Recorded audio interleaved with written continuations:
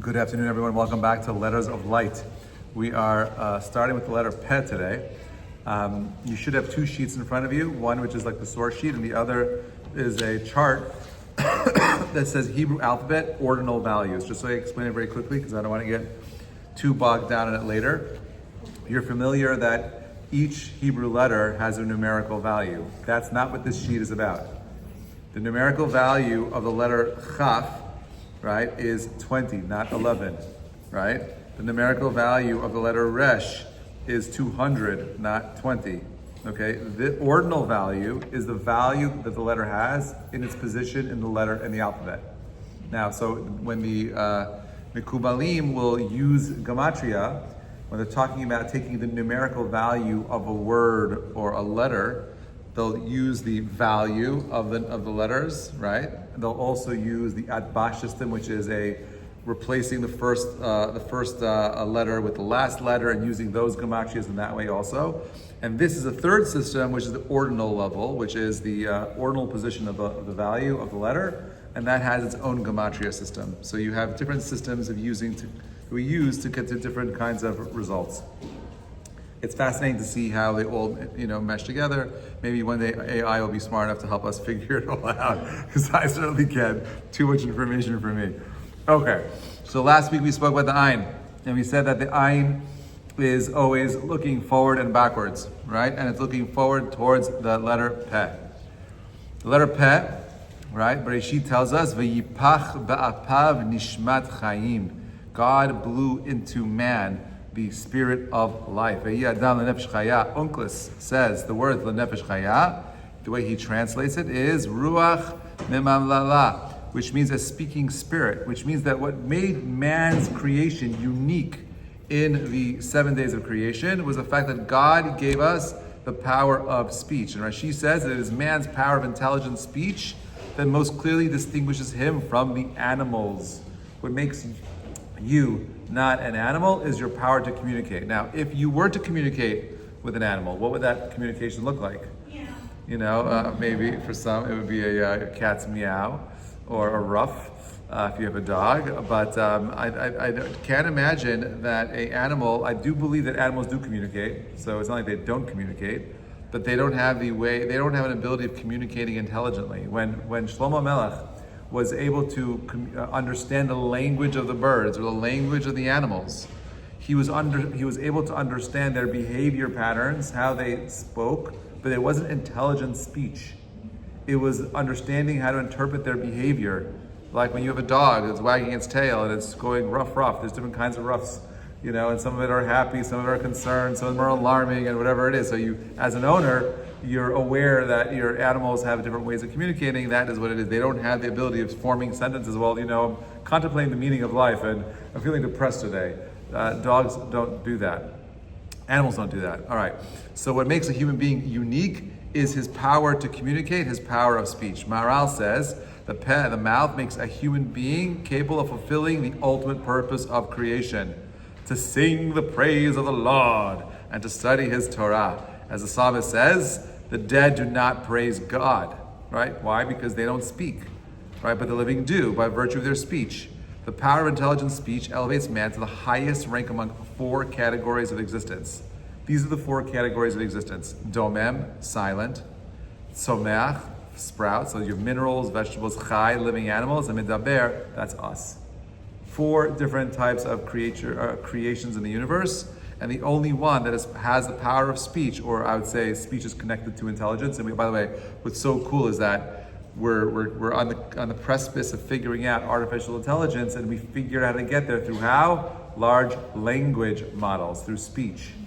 Speech is going to get us to intelligence, the same way it got us to intelligence. Through speech, man can articulate the soul's insight and concepts and communicate them to others. Therefore, intelligent speech is the foundation of humanity and civilization. Anything that happens, whether spiritual, emotional, or physical, can only be transformed into action after it finds expression in words. Whether or not they are spoken aloud, the pnimiyut, inner insight, is the beginning, while the peh brings it to fruition. So you have an inner awareness, but the peh, right, which is funny because like the peh is pushing things out, right? But there's another pnimi, inner kind of peh being used, but the peh always takes things from the inside and brings it to the outside. Now, do you ever wonder if you're responsible for your thoughts? You had a naughty thought. Is God going to punish you for that? So that's a conversation that the Gemara in Kedushin brings up. In Halacha, thought alone is often not sufficient. It requires verbalization. This concept expresses the principle of dvarim shebalev enu dvarim. Right? The Gemara says that there are words in the heart. There are more sheets of paper. There's two stacks over there. If you need more sheets, the Gemara says dvarim shebalev enu dvarim. Words in the heart are not considered words, which means that if you have thoughts, thoughts are not actions. Actions are different. That's when they become real. As a matter of fact, and the deeper sources, they say that when you have negative thoughts, you're not punished. That's right. You're not punished for things in the heart. But when it comes to positive thoughts, you are rewarded for them. So, for example, this you could see coming to fruition in Hilchot Shabbat. Suppose you were tending to your luscious, beautiful vineyard, and you were growing two types of grapes, the green ones and the red ones, right? And you wanted to pick a red grape on Shabbat, which is 100% asur. You're not allowed to pick things off its vine on Shabbat, no fruits. But you really wanted a grape, you were hungry. You wanted to taste all the fruits of your labor, and you really wanted a little bit of that nice little juice being squeezed out. So you take the grape, and you reach up, and you accidentally pull not the red grape, but you pull the green grape. Are you liable for being mechalel Shabbat if you chose the wrong grape? And the answer is you are not liable, because your kavanah was the red one. Your intention is everything. So it's intention and action.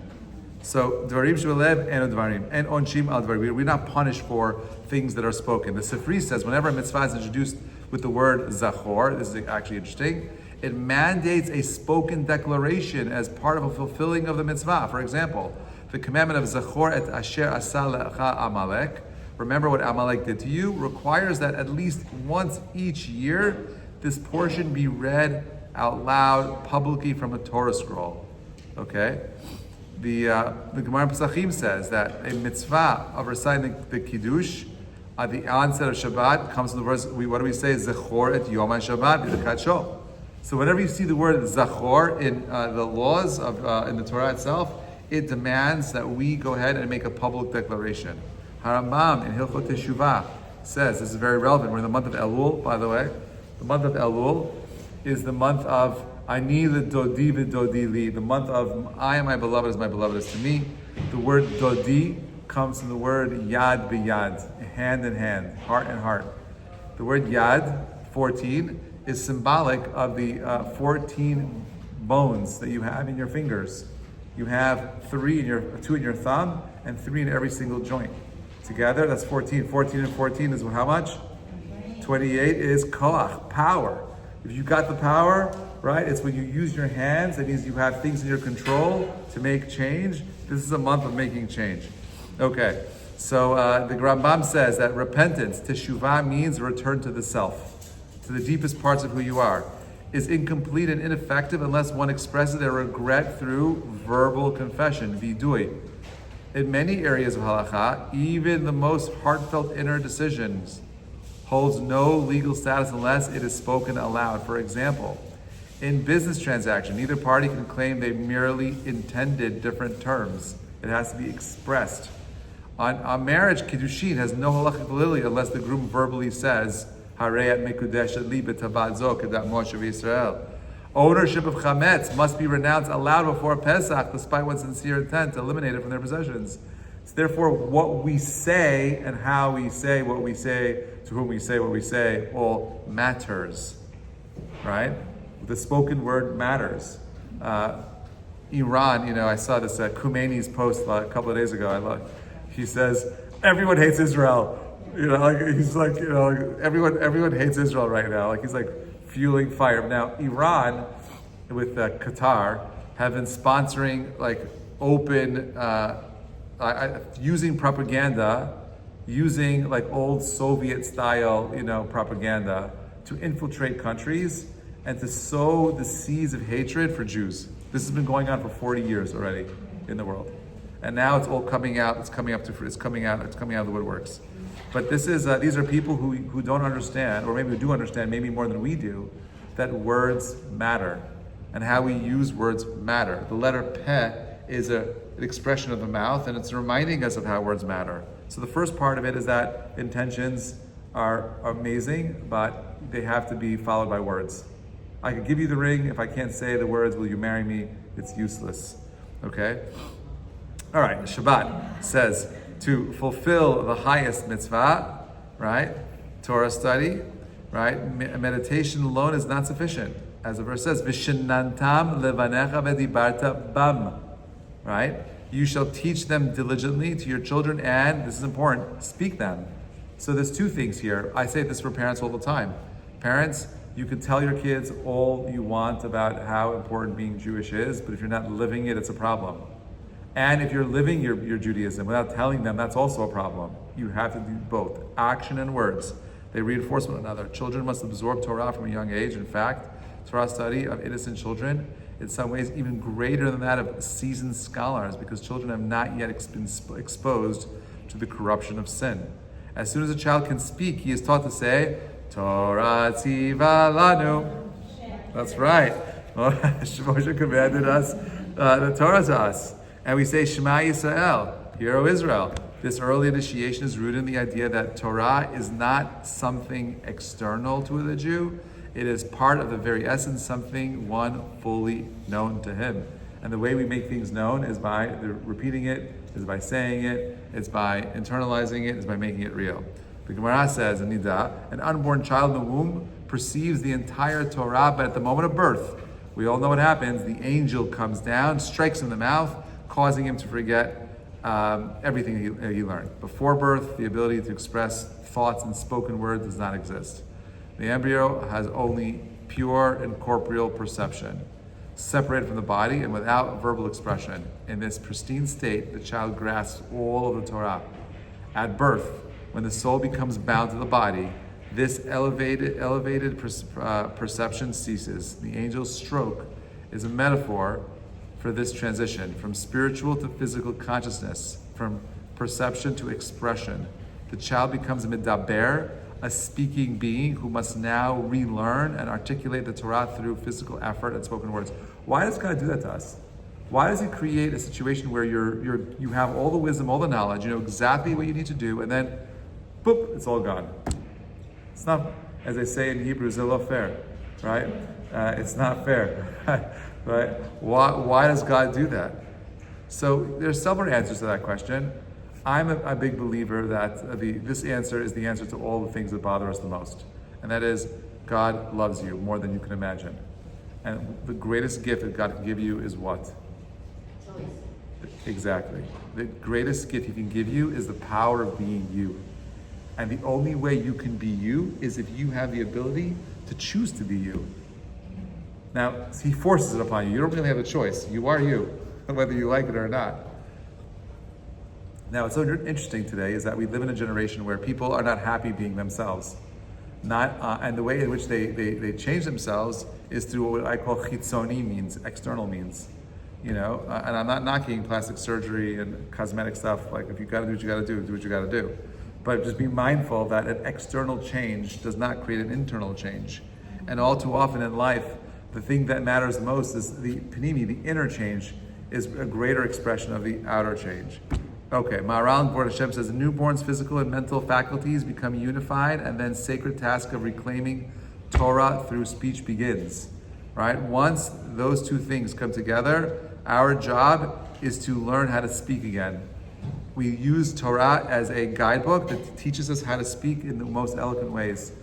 It says that that a malach, right, in order for him to say God's name, he has to say Kadosh, Kadosh, Kadosh, Amonai. Right? A Jew has to say two things before he says God's name. Baruch Atah Amonai. But a convert can say Baruch Hashem. First person to say that was Yitro. Yitro was the first person to take one step to get to God. Jews take 2 steps to get to God, and angels need 3 steps to get to God. Speech is a reflection of how we feel on the inside, and our speech has the power, the ability of changing our physical reality. We've spoken a lot about that in the power of speech classes. You can find them all online. Also, the idea of having a mind that is mired in positive thinking. Okay. The Gemara and Beitzah. Friendly feelings towards others should also be verbalized. When doing a favor or giving a gift, one should inform the recipient. By the way, this is true in relationships. I find all too often that couples struggle because they have great intentions, but their intentions are not explicit, they're not explained, they're not expressed. And therefore, for women, this is a women's class. For you, this is easier, and most of your frustrations come from the people that you're close to, especially the men, and their inability to express themselves. When they think they do, well, I did this, didn't you see me do this action for you? But that doesn't tell me the intentions behind it. And so the way in which you can help your men, okay, or the guys that you're dating, Bezrat Hashem, is by allowing them to understand how you want to be communicated to. We're not mind readers. I don't know how you want to hear things. Tell me how you like things to be heard. Express it to me so I can understand it. I am a man. My job is to pick things up and put things down. Right? I'm here to lift and pull. That's what we do best, right? But your innate power is a power of communication and speech. Women are way more verbal than men are, right? They score on verbal skills way higher than guys do. So it's your responsibility to help the people around you to learn how to express themselves and articulate in a way that is appealing to you to receive. So that's on you, not on me. If you don't like the way I say things, shame on you. Help me get better. You're my partner in this. Help me figure it out. Rashi says that two maxims of Hillel the Elder illustrate when one should speak up and when one should remain silent. B'makom she'ein anashim hishtadel liyot ish. Right? Ish over here, by the way, does not mean male. It just means be the man. Like stand up and like be the man. It applies to both men and women. In a place where there is no men, strive to be a man. Right? In the plural, in the singular. B'shah shekol adam makpichim parshehu, b'shah shekol ha'am parshehu kapchehu. Right? In a time when people withhold their teaching, you must spread it. But in a time when everyone is spreading their teaching, you should withhold it. Meaning, if everyone's saying something, keep your mouth shut. If no one's saying something, you have a responsibility to say something, right? Don't be afraid to be the first person to speak up. Better to be the person that is proactively doing something than doing absolutely nothing. But if everyone's involved and there's so many cooks in the kitchen, don't get involved. That's his deep lesson over there. The Gemara in Shabbat says the letter Peh, to guide the appropriate use of speech in teaching Torah, the Peh has two forms. This is very cool, actually. The Bed's Peh, right? You use the beginning or the middle of a word, and the final Peh, you use at the end of the word. These two forms allude to the two functions of the mouth, speech and silence. The bent Peh represents a closed mouth, while the straight Peh, the final Peh, represents the open mouth, right? So two different ways of understanding these two letters. The Gemara teaches that it says, Kmo sheyesh Peh bekupa uPeh betucha, kach tiyeh picha, pam sagur upam patuach. Right? Just as there is a bent Peh and an open Peh, so the mouth should sometimes be closed, sometimes be open. This teaches that in times when many people are already spreading Torah, when mouths are open, one should stay silent, not create competition or discord, but when few are teaching and mouths are closed, step up. I like to think of it a little bit different also. I find that we don't spend enough time listening. Right, because we're so used to listening to things that I listen to things at like 2.5 speed. So can you imagine how hard it is for me to have conversations with normal people when they speak regularly at 1.1 speed? So my mind moves like so fast that I find myself struggling having like regular conversations. And what's really happening is that I become impatient and maybe a grumpy old man. And I need to be working more on listening. And listening is what allows me to show you respect as a person. It allows me to show you the kavod that you deserve. It allows me to, most importantly, understand you. I can't understand you if I can't hear you. If I can't listen to what you're saying, I can't understand you. So we all need to do that. So therefore, having a closed peh, right? We have a tongue, right? You have the teeth and the mouth. 3 different things to stop you from spreading, or opening your mouth. Do whatever you can to lock this thing down, right? And be a listener. You'll be able to speak more confidently and more succinctly when you're able to listen to the things that are happening around you carefully. All right. So the Midrash Shmuel on Avot says that everyone's task is lilmod ulalmed, to learn and to teach. Right? When people show eagerness to learn, one should teach. Even if they feel inadequate, one who is acquired much Torah knowledge should not keep it to himself, for he was created to share Torah with others. A person who accumulates wisdom but not shares, compared to a sweet-smelling myrtle in the desert, pleasant but of no benefit to anyone. Meaning, the whole purpose of learning anything is for you to take that information and share it with someone else. Like I've shared this story with you before. It was a rabbi who I know, Rabbi Aryeh Katzen, who's the CEO of an organization called Rage, and whose granddaughter is actually not doing really well. She should have her flash lema. He told me that when he first started learning Hebrew, when he wanted to learn Hebrew in Moscow, it was illegal to learn Hebrew in Russia. So he went to these refuseniks in the forest, and by the way, the risk of getting caught was going to jail. It was illegal. This class, we would all be arrested in Moscow 40 years ago. You guys were all my rebels with me, the rebel Jews in the forest. There are no shuls, so they'd go to the forest and parks, they'd hide there. And so he went to this place, this first meeting, and he learned the first 5 letters of the Hebrew alphabet. So he's like, he tells the teacher, I forget his name, I want to learn more. He's like, I'm not teaching you more until you teach what you know. He's like, I can't teach Hebrew. He's like, yes, you can teach the 5 letters that you know. And when you've taught them to 5 people, come back to me, I'll teach you again. That's how they spread. That's how they were teaching Jews in the Soviet Union. If you are not willing to teach what you know, you will never truly master it. And if I could turn you into people that come to classes and not just come to a class to listen, but come to a class and then take the ideas and spread the ideas, this, my friend, is how we change the world.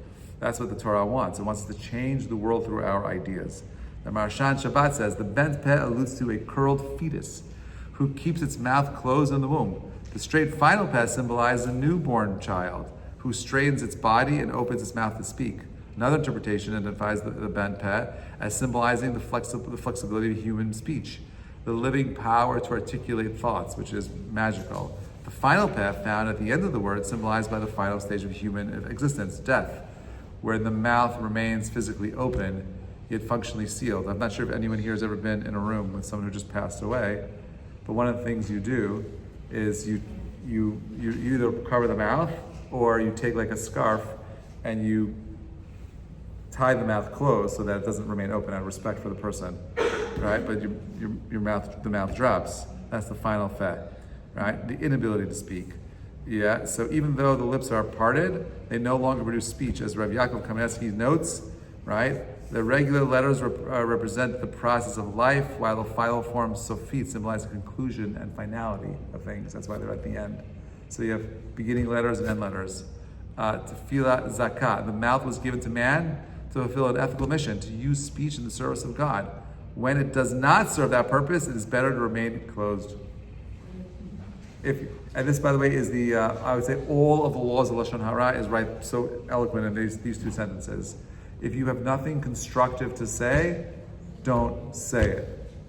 If there's no purpose, there's no to'elet in the speech you're about to share, you're wasting your words. Speech should be constructive, not destructive. Words should be used to heal, not to harm or hurt, right? So that is the purpose of speech. The purpose of speech is to build society, to create and inspire human beings that feel a sense of hope for the future, not ones that are hopeless and broken and destroyed because of verbal abuse. Torah Shlema says mourning is a time of silence. This is symbolized by the egg and the lentils found in the round foods of the opening of an opening or mouth. These are served as to mourners to remind them, just as these foods have no mouth, so too should a mourner accept their fate without complaint. which is a very hard thing to say. Death is final. And all too often people are like, why did this person pass away? And the answer is we don't know. As a matter of fact, there's a famous story that is told, I think I said it over last week, I don't remember, about it's one of the Tanaim. It's not a Tana actually, it happened more recently. It's a story that is told by the Or Chaim, who says that there was someone who was a very famous rabbi whose child died. Did I share this with you last week? And he was inconsolable. And he was throwing ash in his face, and he was so broken. And one of his students followed him home late at night, and they saw him also on the floor, just in a broken state. He couldn't understand why his young child passed away. So the rabbi, a few weeks later, passed away from a broken heart. So Or Chaim says that there was a student that said, we spoke about this last week, because I spoke about the idea of communicating with the dead, right? So we have a special Masorah of knowing how to communicate with people that are no longer here, okay? So they said, could we communicate with him and see, now that he's dead, maybe he found all the answers and now he's able to console himself. So they did this. They kind of summoned this guy's spirit, and he said that I can't complain, but I don't have all my answers. I can't complain, but I still don't have all of my answers. Which means that we don't fully understand everything when we die. There's still going to be questions that we have. But there's one thing we'll know, is that that's a world of truth.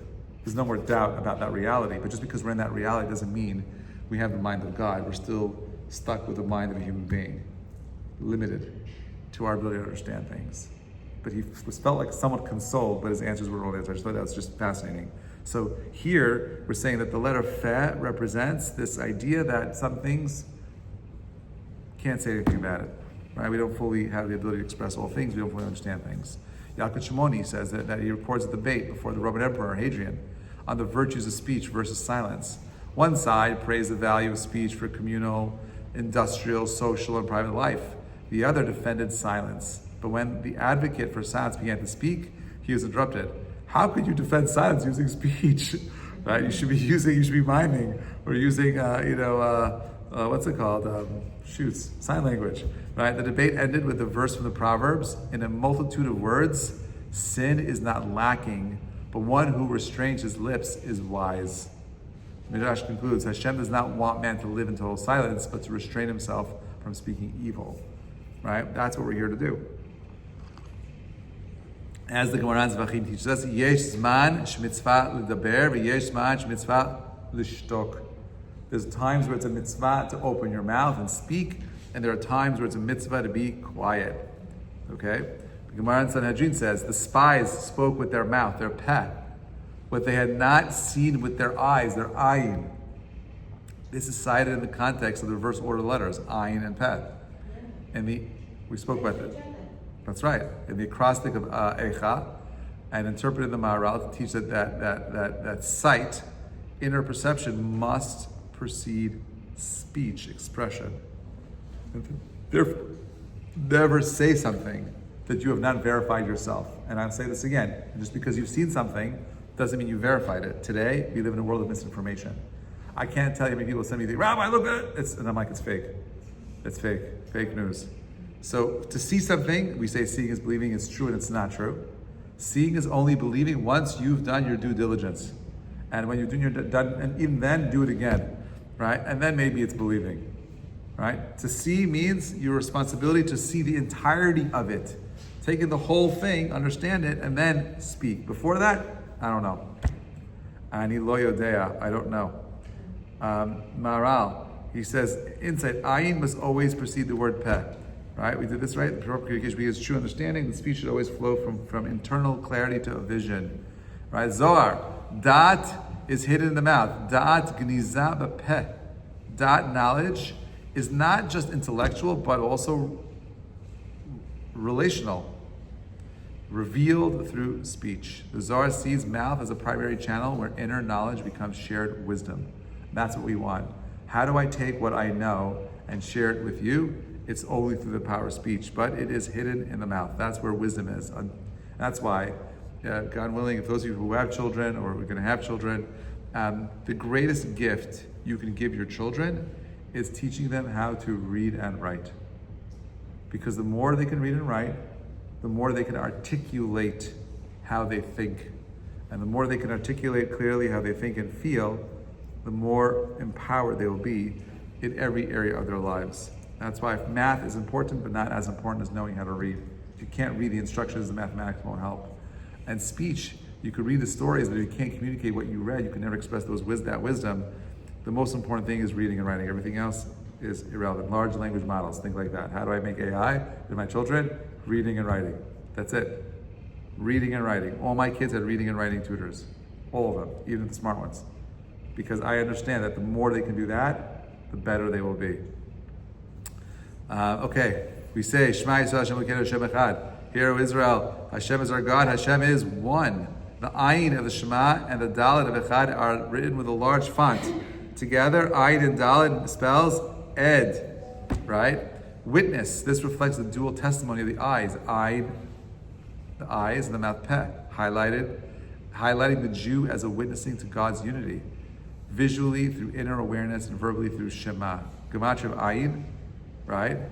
This is the gematria I'm talking about here. The ordinal values of Ayin is 16, Peh 17. Together is 33, which is Tov.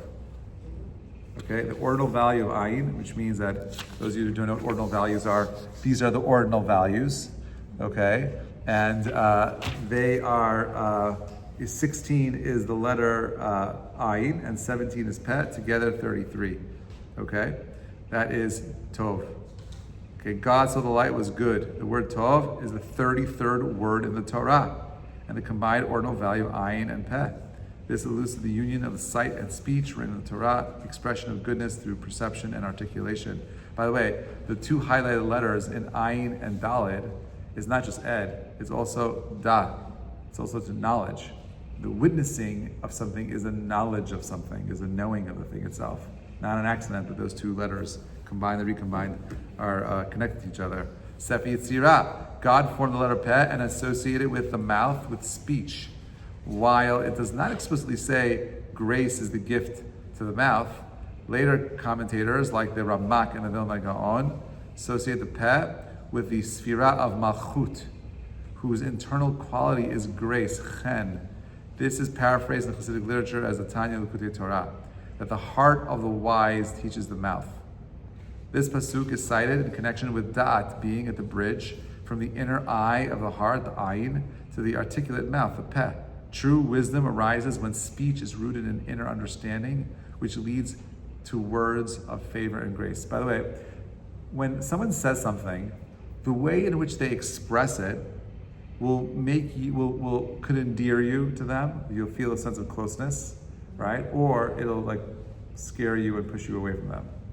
So the way you say things is how we project chen into the world. There's some kids that are so sweet, you know, the way they speak, and it's funny and it's cute, whatever it is. And there's some other kids not so sweet. You didn't want you wanted to shut their mouths. This is where children should be seen and not heard. But there's a connection there to the chen. The Tanya says that the Peh resembles the mouth with a tooth emerging from it, entering into its cavity. It is similar to a tet turned outward to in form and numerical value. The tet is the 9th letter. It is the middle point, so the nikudah ha'emtziit, while the Peh, the 17th letter, relates to the secret of Tov, good. In the Peh, whose meaning is mouth, the two dimensions of light and vessel, or vikli, unite more than any other letter. The white space within the Peh forms the hidden bet, right? If you look at the Peh, on the inside of the Peh is a hidden bet. And phonetically, the Peh and the bet are interchangeable, both belonging to the group of labial letters. Like Peh, Peh and Beh, they're both on the lips. So the Peh and the bet are interconnected in the letter itself, and yet in the way they're expressed the same exact way. That's Chaim says in his Shar HaAkdamut, right? The soul is called a medaber, a speaker. That's what you are. We're speakers. Its essential power is the mouth. The letter Peh right? We said earlier, is that man became a living spirit. This quality, the capacity for intelligent speech, is what differentiates a human being from the animal kingdom. The tooth, representing the power of the mouth to chew, to receive, to express, to churn, is a key symbol in this development. It does not exist at birth, but it grows into a cavity in the mouth, marking a transition from passive potential to active articulation. Anatomically, the roof of the mouth is actually the lower side of the skull, the seat of the brain, right? Think about that. Between here and here, this is the top, this is the bottom. So the upper part of your mouth is the floor of the brain, right? Anatomically, the roof of the mouth is actually the lower side of the skull, the seat of the brain, where the power of the wisdom resides in. Initially, the cavity of the mouth mirrors the cavity of the skull, which is the secret of the letter kaf, right? Look at the letter kaf, right? That's the mouth, right? It's also, right, the appearance of teeth in this cavity symbolize the revelation of wisdom in the brain. When you put a tooth in the kaf, what does it look like? A peh, right? The appearance of teeth in this cavity symbolize the relation of the wisdom of the brain. First comes the immature wisdom, the baby teeth, and then once they fall out, the mature wisdom of the adult teeth emerges, right? The 32 teeth, I still have all my wisdom teeth. I'm holding on to them. All right, the first comes the immature wisdom, right, we do that. The 32 teeth of the human mouth corresponds to the 32 paths of wisdom, lev. My grandfather always wanted me to be a dentist because he said one tooth is for sure going to go wrong. You only have one heart. You only have, you only have two eyes. You don't have two ears, one mouth, 32 teeth. He's like something, it's just always room for business. Like, just become a dentist. And that's the philosophy in the Persian community. Everyone's becoming dentists because they all want to make money. No, I don't know, but that's where it comes from, lev. Right? Maybe just because they love helping people. Anyway, okay, so he says that there are 32 facets to wisdom described in Sefer Yetzirah, and also 32 times the divine name, Elokim, appears at the account of the 6 days of creation. There are 32 times the word Elokim comes up in creation, corresponding to the large bet. And the word Breshit in the beginning is in the white parchment of the Torah scale, the even greater peh, the mouth of creation, filled with its 32 teeth, 32 names of Elokim. As the verse says, Kulam bechachma asita, you have made them all with wisdom. The full spelling of the letter peh, peh aleph, which includes the letter aleph, according to the Arizal, is spelled, it's split into two. 16 yuds from above and 16 vavs from below. That's my illustration. I hope that makes sense, but that's what it looks like. Corresponding to the 32 teeth, all sourced from the secret verse, Ashkilcha v'orecha derech zot telech. I will instruct you to teach you what? I wonder which tooth represents what. I don't know. I can't tell you that. Or more directly, achachmecha, I will give you wisdom, right? All connected to this power of speech. The Sefer Yetzirah, the word peh means mouth, and also here or present, po, right? Peh, po. Awareness of here and now. Po is metaphorically an experience of presence within the mouth, peh, or vacuum of creation. The emerging of the tooth within the mouth is the secret of time entering space. This is going to blow your brains out a little bit. The word for tooth is shen, from the letter shin, relates to the year shana, the general term for time in Sefer Yetzirah, right? Therefore, the initial empty space, the empty of time, represented by the open kaf, is filled with the tooth time of the letter peh. In the secret of the actual peh, filling, i.e. realizing the potential, peh, as explained in the name of the kaf, space consummated with time. Did I lose everybody there? Okay, so yeah, it's hard. Through the mouth of space, God speaks the 10 utterances of creation, right? Baruch, blessed is he who said the world came to being. Blessed is he who said, spontaneously makes it through the power of the mouth. Speech that one enters the full consciousness of the here and the now. Entering the here and now is the secret of communication at all levels of worlds of souls and divinity. In the service of the souls in general, as motivated by the experience of the worlds, this is the experience of sincere prayer to God. Korach blemished the power of the mouth by speaking against the true prophet of Moshe, the mouth of God. Measure for measure, the mouth of the earth, we know that the Peh HaAdamah, the mouth of the earth, opened up and consumed him. The ordinal numbers, Moshe is 39, Adamah is 39. Swallowed him and his congregation. Nonetheless, there his mouth acknowledged, Moshe emet v'torato emet. Moshe is true and his Torah is true. Every created being possesses a mouth which speaks and sings an individual song, as recorded in Parak Shirah. Sometimes the non-human physical mouth of a creature is heard to speak, like the mouth of the snake in the Garden of Eden, the mouth of the Balaam's donkey. In ordinal numbers, Chamor equals Nachash. Not an accident, there's a connection there. 43 is the middle point of 85. Peh, mouth. Here and now. The ability of man to hear and the speech of creating creation brings all creation to his full consciousness of the here and the now, the awareness of all these ideas are very, to me, is all about how the mouth is a space that brings us to higher levels of consciousness. The more you pray, the more you say, the more you learn, the more you read, the more you express, the more you think, the more you share, the more you develop a mind. Can't happen alone. That's all this is saying. And it's talking about the evolution of these ideas using time and space as the kaf and the chaf, the open space into filled space, becoming something more, paul, the pet, the here, the now, and so on and so forth. We all know that the words abracadabra come from the Aramaic words avareka adaber, I will create as I speak, and therefore speech does have an impact on creation itself, right? We've seen this, and we've spoken about this for sure before, about how words can create an impact on the physical world. And I've spoken about the rice test. I know some of you may have tried it. I don't remember anyone here actually tried it. Anyone do the rice test? The rice test works like this. I go home, do this experiment with your children, show them how words have an impact on the physical world.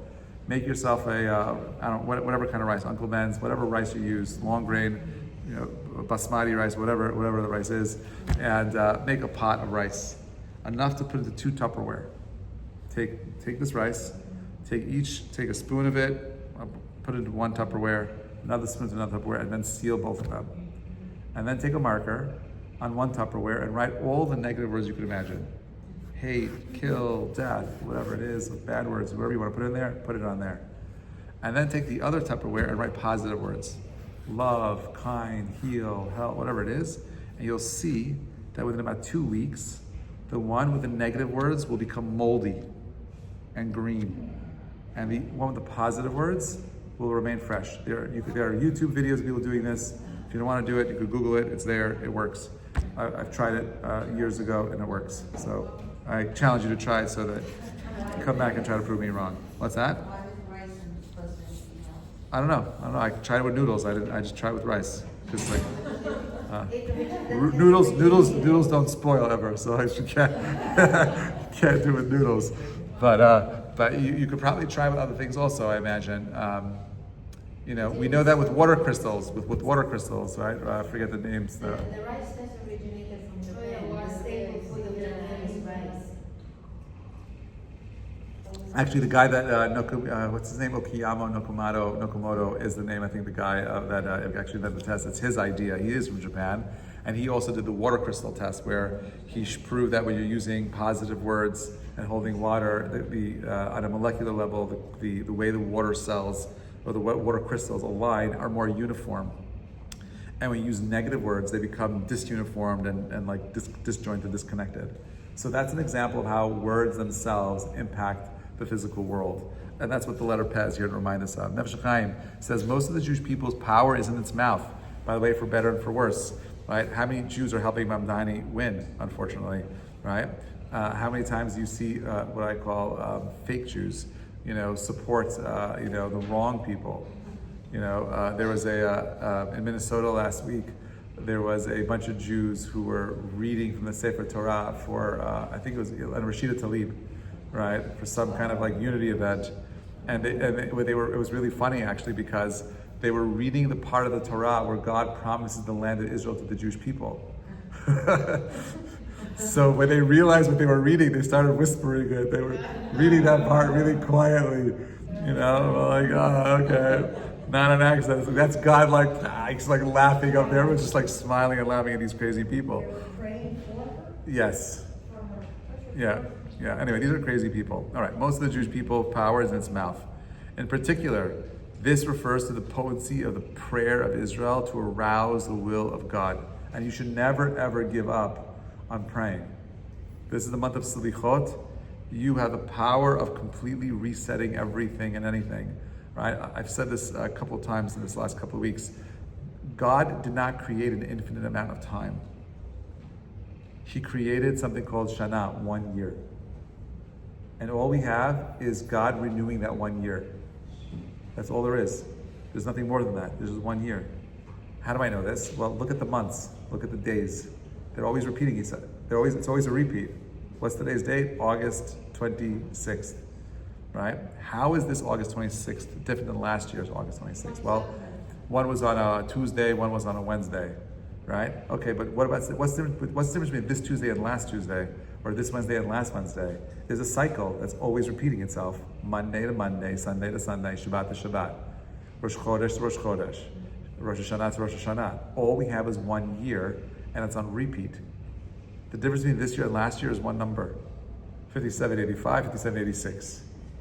That's all it is. All we get is 1 year and it's renewed. The power of speech allows you to break your past, completely disconnect where you came from, and gives you the ability to forge forward with a new future.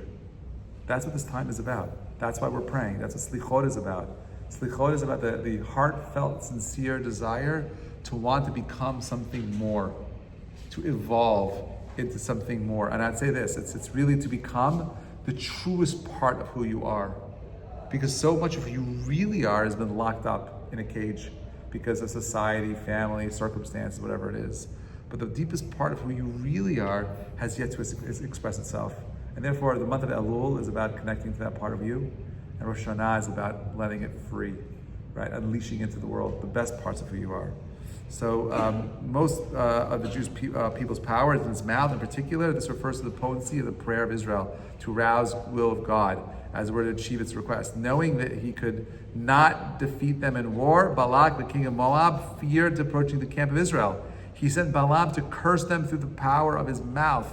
Balaam is the evil counterpart of Moses. His essential power, like that of Moshe in Israel, was in his mouth. What's interesting, by the way, is that Balaam was not a stammerer.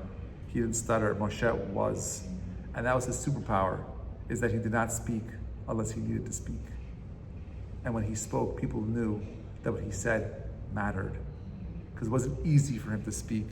He stopped, he listened, he carefully thought about what he was going to say and how he was going to say it. And that's how he changed those slaves into a free nation.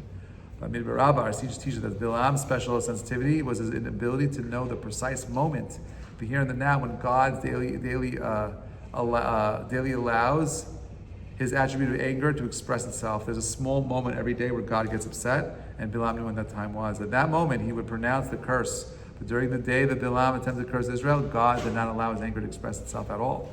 Call it Rabbah. Every negative property has a positive counterpart, even a greater and stronger than its manifestation on the other side. The Jewish soul, too, possesses the power to sense moments of goodwill and love from above. A Jew knows when to bless Israel, his fellow Jew, and his blessing is potent. I was years ago in South Africa with a group, and I was in Cape Town, and I was crossing, I don't remember the name of the road, and I'm from New York, I'm from Brooklyn, so I'm very vigilant, and if I see anyone running towards me, I automatically get into my ninja mode, right? And I see some guy running, and I'm like, uh-oh, like, I don't know what's going on over here. He's coming towards me, and he stops. He gets down on his knees, I'm not exaggerating, he lifts up his hands. He's like, you're Jewish, right? I'm like, yeah. He's like, bless me. I'm like, what? He was like, bless me. I said, why? He's like, my papa always told me that the Jews have the power of blessing. He said, please put your hands on my head and bless me. Right? So, yeah, anyway, that actually happened. Anyway, so what did he do? What you I gave him a bracha. What did I do? What's that? I put my hands on his head and I gave him a bracha. Yeah. Anyway, so let's keep going. Moshe Cordovero, right? Pardes Rimonim. He says in Kabbalah, 80 is the numerical value of the word Yesod. Pet is the letter Pet is the numerical value of 80 in the Hebrew alphabet. Okay, so Pet is Yesod. Yesod means foundation, the power which connects or marries forces at all levels of this world, souls and divinity. Yesod, foundation, can be seen as the word Sod, Samech Vav Daled, secret, 70, with an additional Yud, 10, symbolizing the secret of 70, elevated by the added force of 10. This relates to the verse, the days of our years are 70, and if with strength, 80, okay? So we're lucky we get to 80, that's what it says over here. But typically most people live their lives, normal lives, until their 70s, and that's where life becomes more challenging. The secret of life is the 70-year lifespan of King David, representing the Malchut, kingdom. By adding Yud, 10, one reaches the mighty lifespan, 80 years, corresponding to the Sphira above Malchut, Yesod. This also alludes to the 80 years that Yosef ruled over Egypt. The mystery, Sod, of the hidden point of the Yud, symbolizing that the Yesod is underground, unites with the sin, right? Hidden in the structure revealed reality, Malchut. A similar numerical correspondence appears in the account of King Solomon's construction of the temple, and Solomon had 70,000 bearers of burdens and 80,000 hewers in the mountains. This connection of 70 and 80, again, this deeper connection of elevating ourselves to this place of Yesod, of foundation, is what Pet is representing. The Shem Shmuel says 70 symbolizes the burden of bearing one's personal responsibility in life. 80 represents might, the capacity to hew spiritual building blocks from raw foundation of creation, preparing the world as a dwelling for the divine. The act of hewing also symbolizes childbirth. Cutting from the rock, as the verse says, look to the rock from which you were hewn, and to the hole of a pit which you were dug. Look to Abraham, your father, and to Sarah, who bore you. David, who embodied 70 years secret, right, was unable to build the temple himself. His son, Solomon, born of the hewing, the childbirth, was entrusted with the mission. The hewn child becomes the foundation stone of the temple. The might to hew is a secret of 80. 80 is the power to create, the power to build, the power that is beyond any other creature's understanding of this world. We can build things and create things. I'm not sure if you know, but Elon Musk is sending up another one of these rockets. His goal is to send, 1,000 rockets into space. And he wants to build a colony in Mars because he believes that we have to become a space-faring society in order to preserve humanity, in order to preserve the power of speech, the power of creation that human beings have. We have to be able to survive on different planets. And I happen to agree with him, as crazy as that may sound. All right, Midrash, we're going to finish up right now. Midrash says, improperly manipulating the forces of nature, marrying them in forbidden ways, is the root of witchcraft. Witchcraft is manipulation of words. Torah law strictly forbids this. If once, a striking episode, 80 witches were captured by Shimon ben Shetach. Not an accident, it was 80 witches. Right? He captures 80 witches. He had them lifted from earth, their source of spiritual power, and executed. Another echo of this symbolism appears in the fall of Beitar, during the Bar Kokhba rebellion. 80,000 Roman soldiers blew horns, and 80,000 Jews were killed. The fall of Beitar, caused by a blemish in Yesod, the sacred covenant between the Jewish people and God, is associated with the shattering of the teeth, which represent the foundation of speech and covenant, of brit, the permutation of tevat, the word for vessel. So this is all kind of like coming from a deeper place of being connected to the higher parts of our intellect versus being unable to articulate those parts of who we are.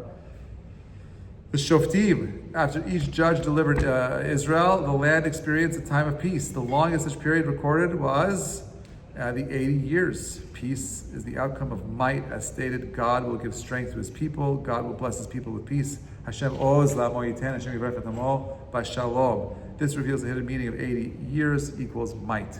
Lastly, the Zohar says in the future, Mashiach, God willing, peace will exceed even the natural limit of 80 years, which means, by the way, according to Judaism, you could only have 80 years of peace before war starts again.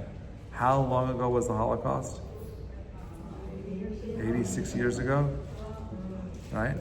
So, right, for you only the nature of things, you only get 80 years of peace, and then you got craziness coming back again. 40 years of Mashiach reign and 40 years of the third temple. This will mark the end of the natural order of worlds and the entrance to an eternal state of peace. Shalom, Bezrat Hashem, without end. My friends, I know this is a hard class. I can't believe you all stayed for all of this. But go back and read the last 10 paragraphs again slowly. You'll understand it. Wishing you an amazing week. Bezrat Hashem. Next week we will continue our next letters. Have a great week, everybody.